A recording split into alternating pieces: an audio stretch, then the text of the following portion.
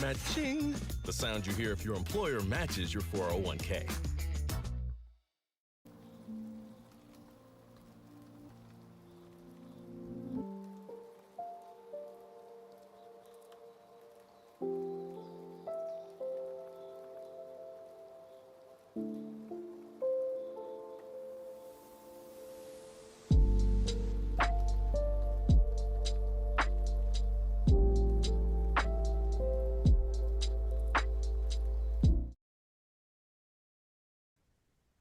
Hello, nerds. Welcome to GeekBeast, part of the Geekish Network. This is your daily rundown of geek news from geeks like you. If you're new to our show, we cover the geek news beat and share our opinions with you. I'm your host, Chuck. And with me, we got, oh my God, we got my man Randy over here. Not punk ass. Yo, what'd you say? What'd you say? We got regular Randy. Okay, I thought you said something that you cut out. Yo, what's up, Geek Beast? Chuck, what are we talking about tonight? Things first, there's a video game out there, Randy, if you're not familiar with. It's called Baldur's Gate 3. It's the third in the series. People have said it may be the game of the year. And they said the voice acting in this game is amazing. All the characters sound amazing. Well, the characters have decided to come together to do a D&D one-shot of their in-game characters. So they're going to come together, play Dungeons and Dragons as their characters. And people have said Baldur's Gate 3 is what you imagine D&D would be if it was a video game. That sounds amazing. Isn't it? The appearing on High Rollers, a live play D&D show that streams on Twitch Friday at 7 p.m. Mhm. BST. I don't know what BST, British Standard Time, 2 p.m. Eastern Standard Time, and 11 a.m. Pacific Standard Time. I don't know what BST is. I think I could be totally wrong on that. But yeah, so they're gonna go on the show. So we had Samantha Beard as Kirach, Tim Downey as Gail DeCoris, Jennifer English as Shadowheart, Theo Solomon as Will Ravengard, Neil Kneeborn as Astrion, and Devorah Wild as Lae'zel are all part of the show. I heard Baldur's Gate 3 has a lot of characters too. Sounds cool. And you were close. It's British summer time. British, It's like the summer hours. Like, we have daylight savings time. It's their summertime. I didn't know they were messed up like us. Yeah. It's a mechanism to make the most of increased summer daylight hours in the northern hemisphere. Okay. I guess that's the same reason, because all these people out here farming. And the ton of farmers A out. friend of mine actually explained it to me. He was a meteorologist, and it made sense then, but I've since forgotten what he said. Don't make sense. Keep the time the same. Everybody works in factories these days or retail. It's something about like you're outside more, right? I don't know. I don't want to get into it. But Works outside. Kids don't even go outside these days. But I understand what you're saying, though. It provides more daylight hours. something to that nature. I don't know. Care about that. Sweden, they got times where it's like 3 hours of daylight all day long. 3 hours. And the rest is gray and dark. So, but let's talk about the Dungeons and Dragons game. This is Dungeons and Dragons. So that's a big news. And on top of that, speaking of Wizards of the Coast, the people that create Dungeons and Dragons for Magic the Gathering cards, create a version of it. They have decided to release Ponies the Galloping 2. That's right. He has a set of cards. And it's the 4-card set completes a highly collectible My Little Ponies themed micro set first launched in 2019. Okay. With the proceeds benefiting Extra Life Children's Charity and Children's Miracle Network. The 4 new cards for Ponies the Galloping 2 include fan favorites Applejack, Fluttershy, Pinkie Pie, and Rainbow Dash. Okay. Get some pony cards. I like it. This is what you were talking about for Crosstalk. Crosstalk, yep. So you're going to purchase some? These cards. Yeah, yeah. I have another friend's give me the first set of cards. He had 3 sets. He's gonna give me a set of cards, and I'm gonna get these. Yep. Did you watch My Little Pony? I watched the new one. Yeah, I watched the first season. I've never watched My Little Pony. Didn't watch it even as a kid. As a kid, I didn't. It was like Care Bears. They came on back to back. Bears. I dug. I dug Care Bears. I dug Care Bear cousins, but I couldn't get into My Little Pony. Gummy bears. Ah, What happened to the gummy bears? You Gummy remember? Bears were dope. Gummy Bears fighting here and everywhere. Yeah. Do you know how badly I wanted to get some gummy berry juice? Like I really thought that was real. To help you out, make you bounce around. Help me bounce around. I thought it was so real. They sold us commercials for 30. They did such a good job. Like, Mama, I want some gummy berry juice. And when I couldn't jump higher, I was mad. Like, I need this gummy berry juice to play basketball. So I was like, I need to drink more of it. So my resolution was that I needed to drink more of it. Yeah, that made sense. I mean, why cartoons was life. The littles. Speaking of things being little and disappearing, the military loses the F-35 stealth fighter jet, and they asked the public for help finding it. What do you So mean? let's go to the story. The Marine Corps lost the F-35B Lightning II fighter jet following a training mishap on Sunday. Military personnel are asking for help locating the F-35 jet after the pilot ejected from the F-35 and parachuted safely to the ground around 2 p.m. near Charleston, South Carolina. The emergency response teams are still trying to locate the F-35 Joint Base Charleston said in the Facebook post. It added, the public is asking to cooperate with the military and civilian authorities as to the efforts to continue to find this jet.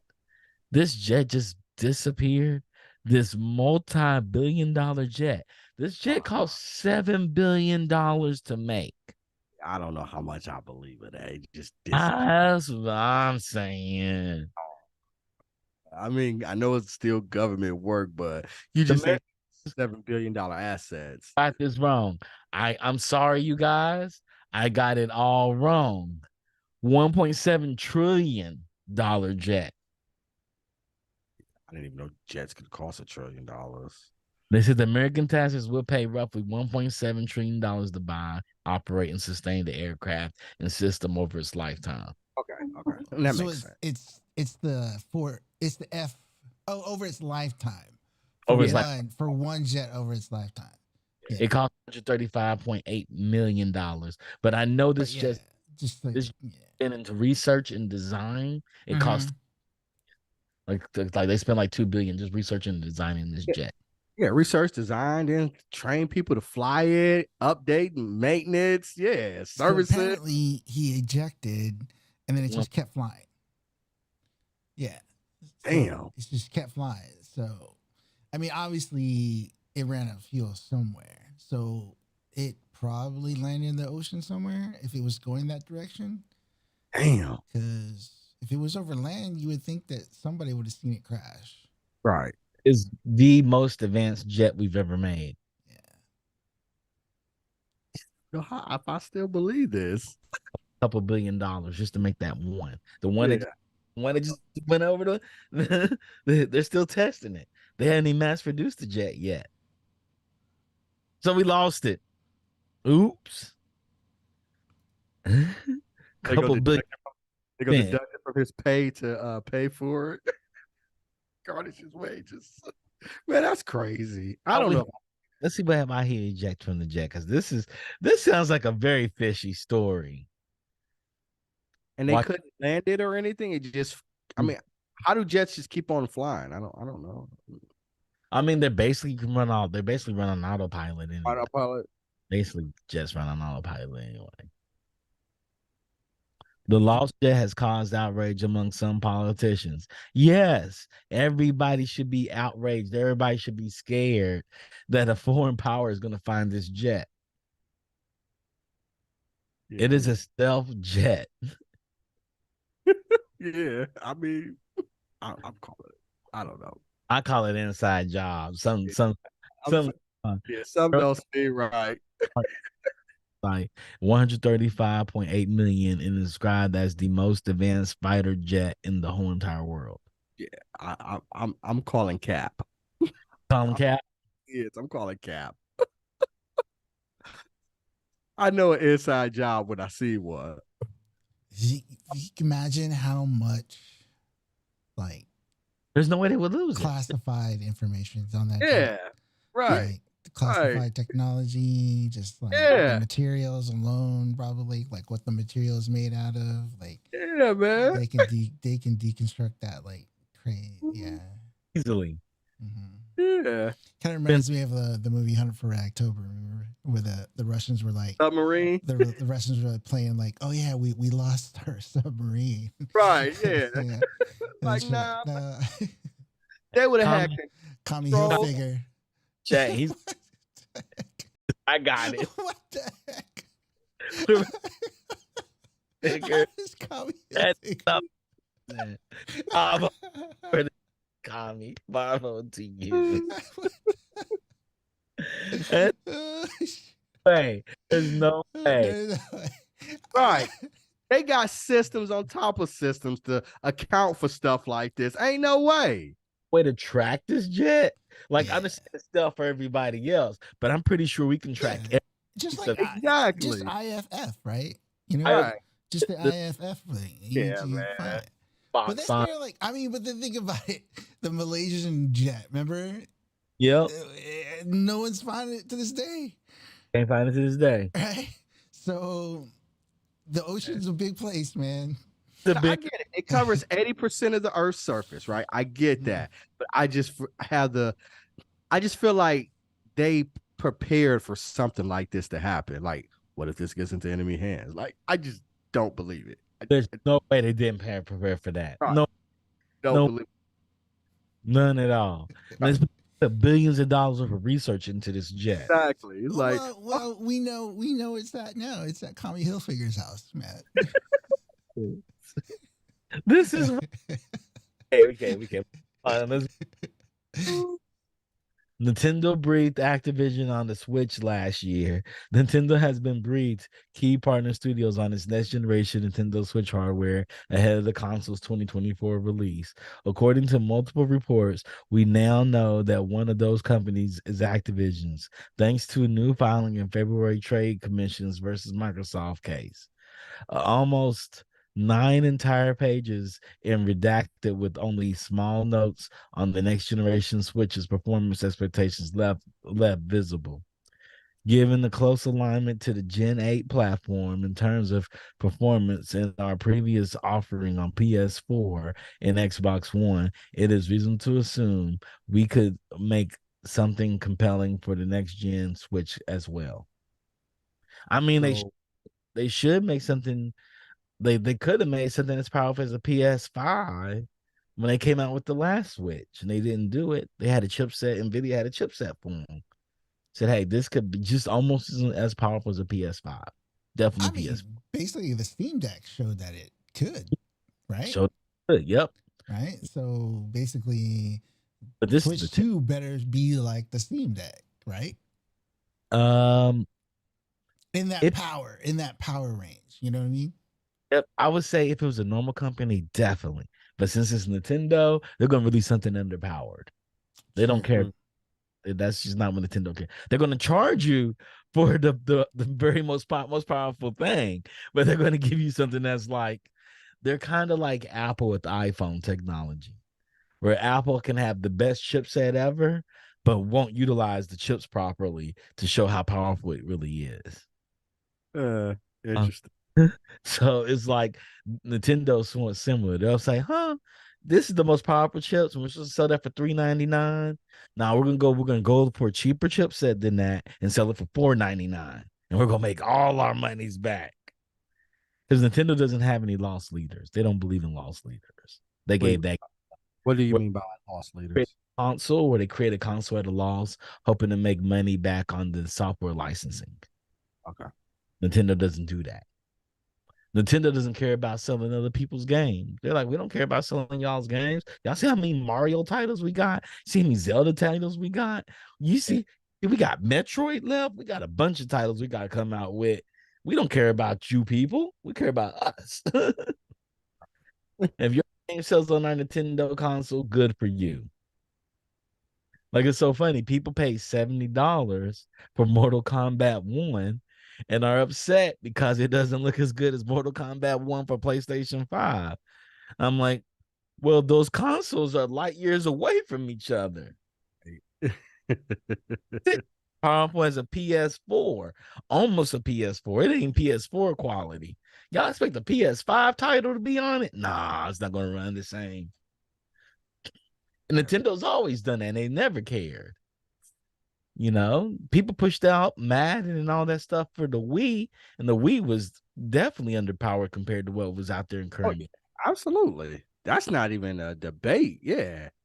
The So- graphics, the power, all that stuff. Yeah. So yeah, so Nintendo doesn't care about that, but hopefully they come with something really good. And it says The Legend of Zelda: Breath of the Wild and The Matrix Awakens Unreal 5 demo. It could play onto the on the Switch too. Hopefully they come with something powerful, but I doubt Nintendo will. They'll probably make a nicer looking Switch though. Right. It probably look just like the Switch. Nintendo knows its audience, right? It's it doesn't They know it's make super powerful machines and everything. Yeah. Mario photo real, Zelda photo real. Well, we make arts, we stylize all our games. Yeah. They ain't been around this long for nothing, right? So yeah, they know what they're doing. They know exactly what they're doing. Mm-hmm. So yeah. Microsoft decided to upgrade Microsoft Paint. So Microsoft Paint's gone through an overhaul for the last 2 decades. They never updated Microsoft Paint. Microsoft Paint's always been the same every computer I've ever had. It's the same functionality on it. Yep. Paste. You screenshot, paste, save screen, and on top of it, they had a 3D probably a decade ago, and now they're saying, hey, we're going to add some Photoshop best features. Decide to update it. They're like, people got Photoshop now, and Photoshop is $20 to $30. The whole entire Adobe Cloud is $30 now a month. 50. It's about 50. Yeah. So we got to make our money on this. And they don't even offer it on Mac. So yep. In the new version of Paint, users can use the core function necessary for working with layers, adding new layers, moving them around, reordering them, merging them, duplicating them in order to create more advanced art and stacked images. They added layers. Paint didn't even have layers. And that's so weird. I feel like it did, though. I feel like I've used layers in Paint, but maybe it hasn't. Wow. Because I feel like I have. I'm like, have I? But maybe. Jesus. You go this long without layers, though. I thought they always had layers. I guess. I did too. That's what I'm saying. I'm like, I feel like I've used that functionality. If you're looking to the new Paint tools yourself, you can sign up to Windows Insider Canary dev channels and wait for updates to come your way. However, it may not be immediately, but everyone will soon be having it. Yep. So, like, if I've got 365, they're going to automatically update it, right? I don't have to pay extra or premium service or anything like that. No, I don't think so. Okay. All right. Just sign up for their dev channel for their betas. Oh, okay. Now, granted, if you sign up for the beta for some of their software, I'm not sure if you can pick and choose. If you can't pick and choose and you decide to sign up for all their beta, that means you can get a broken Microsoft window. So you can get broken. You can get a lot of broken stuff out of it. I'm not going to take that risk for Paint. I'm not going through all of that to update Paint. I'm sorry. I'm not. I hear you. It is a thing. That's what I'm asking. Is like, I just want it to be a seamless upgrade, right? I just want to go to the Paint, be like, oh. Yeah. It's so funny because Google doesn't have a Paint alternative. Yeah, I get that. They got Microsoft Office. They got all the Office suite apps, so they don't have a Paint alternative. They don't have a Paint. Don't they have Sketch? Google Sketch? They do. Is it Google Sketch? It's SketchUp, Or right? SketchUp or something like that, right? Okay. Maybe I don't And know. I don't know. They're not. I don't Yeah. know. That'd be interesting. Do they? They may. And I just not noticed. Hold on. I hit drive. More. They do Google Drawings. Oh, they got Google Drawings, Google Sites, Kakoa, Coda. They've actually brought in Coda. Google Jamboard. I like Google Jamboard. Hello X, Kanban Itchy. They do have some stuff here. Google I has never Google drawing. a whole suite of apps. They don't ever talk about them. Never talk about them. That's what happens when you're rich. You just make stuff for people and you never talk about it because you don't care if people use it or not. But maybe if you got like the Google Professional Suite, it's more talked about. I don't know. Maybe. Maybe. I mean, we got it for um our network. Maybe. You may be right. Oh, I don't have in you all there. use the Professional Suite? Oh, Okay. So maybe it's in there and it's maybe more of a focus on it there. They just don't really discuss it with the free alternatives. maybe. What is this called? It's called C Suite now, Business Suite now, right? Oh, is it? Google Business Suite. Same stuff. They Yeah, got it's the same stuff. yeah. It's all consolidated. Then it comes with the uh Like the more. protection, comes with the security protection. You Yeah. can link them all. You can give different people within your org a Google Gmail address, those things. We only have two email Gmail accounts, me and Rodney. Okay. Okay. That's all I pay for right now. But yes, it's interesting. Um Mega Bloks Xbox 360 collector set is a pricey nostalgic trip. On September 8th, seemingly out of nowhere, Microsoft announced the Mega 3 to 3 times 4 scale Xbox 360 controller set. It will propel you to buy Halcyon Days of 2007. At least that we're willing to throw down $150 for a collectible that doesn't actually play any games.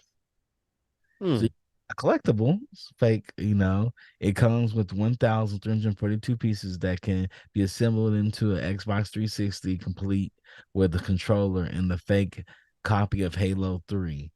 There's a replicate motherboard inside the completed Xbox. So Mega Bloks made this Lego set, their version of Lego sets, Mega Block sets. It's not Lego. They'll never get that twisted. No. It looks dope though.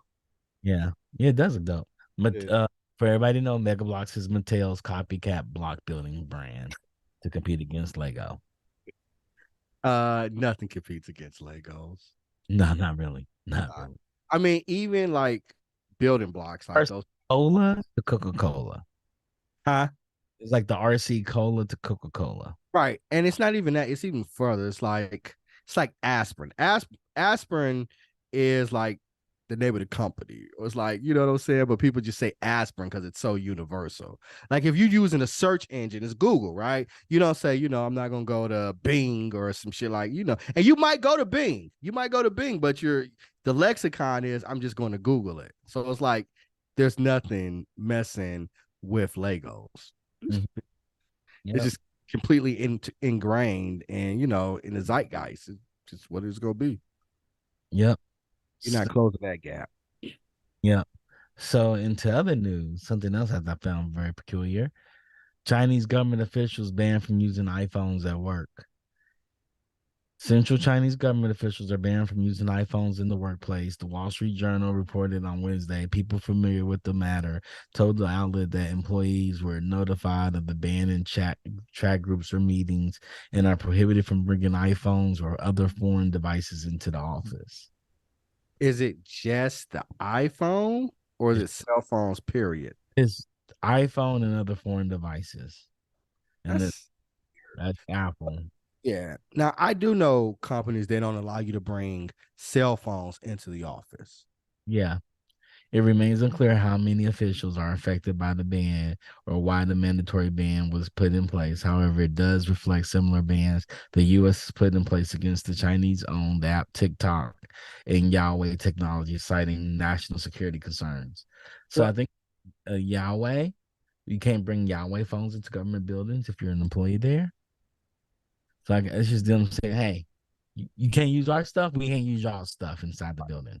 right. And there are state, and city legislators that won't allow the TikTok app to be downloaded on their phones. On the work phones, Right. yeah. Yeah, on their work phones. If they've given you like a company phone or a state phone, you can't download TikTok.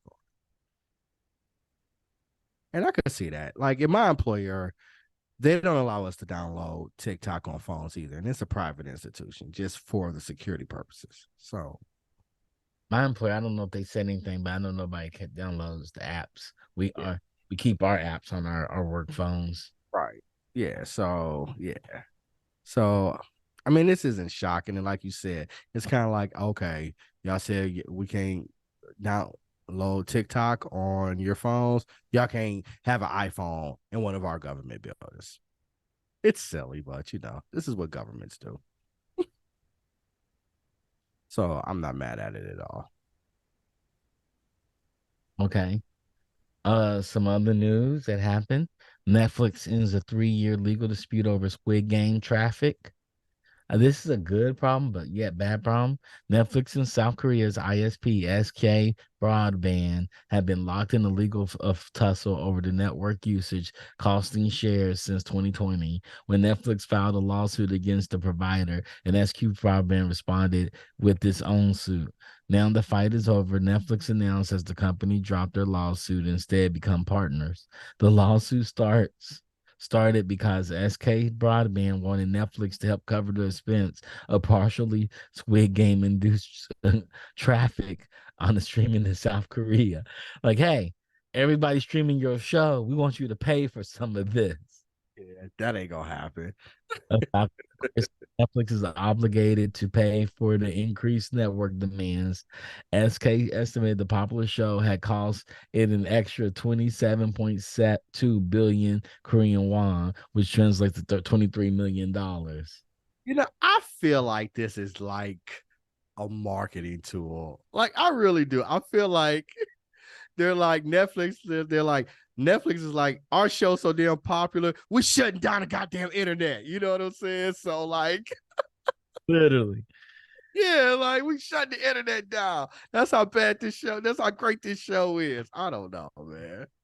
The companies will start offering bundle packages to combine Netflix with SK Broadband, IPTV, and SK Telecom service plans. The two are also looking for ways to leverage AI technologies developed by SK Telecom and SK Broadband. South Korea has great Internet. Wi-Fi. They've Absolutely. got great Wi-Fi, and it's never been a problem. And I feel like Netflix isn't the only thing that's causing you like huge traffic jams. Day long, right? I just feel like this is some shit they working on together, and it's some sort of marketing promotion. Like you hear Squid Game so big, it's shutting down the internet in South Korea, and we've talked about it.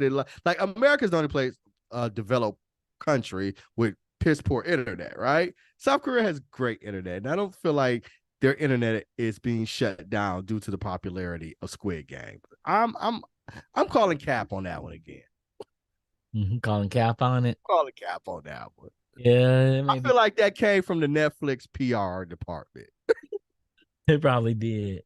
We're being sued by that. Right, we're being sued because our shows are so good. We being sued. We being shut down by the government. Like I just feel like that's a marketing campaign. It may be a marketing campaign. We're gonna end it. We're gonna end our show on that, Randy. Anything you want to share with the people? Wednesday, check us out on Bingeworthy. We're going to be reviewing Harley Quinn season 4. So come check us out and hear what we got to say about Harley Quinn. Yep. Thank you all for tuning in to Geek Beast on Monday. I was out most of all last week. We came on for Friday for the happy hour show. If you haven't subscribed to the network, please subscribe, follow, subscribe, share us to all your friends and family. And thank you for coming in, Kami Hilfiger, and dropping that tad bit of wisdom and let us know where that jet fighter is at. Now we all know where the jet fighter is at. Shout out to Rodney for being a great technical producer, technical director. Shout out to Peter Griffin for coming into the chat and actually giving us great comments. He says, "Have any tried the new Pinocchio game?" I haven't played Liza P yet, Peter. I don't know if I want to play it. It's a Souls game, Peter, and me and Souls games do not get along. I don't like games where the only way you learn is by dying. Every game I played, I try my best not to die.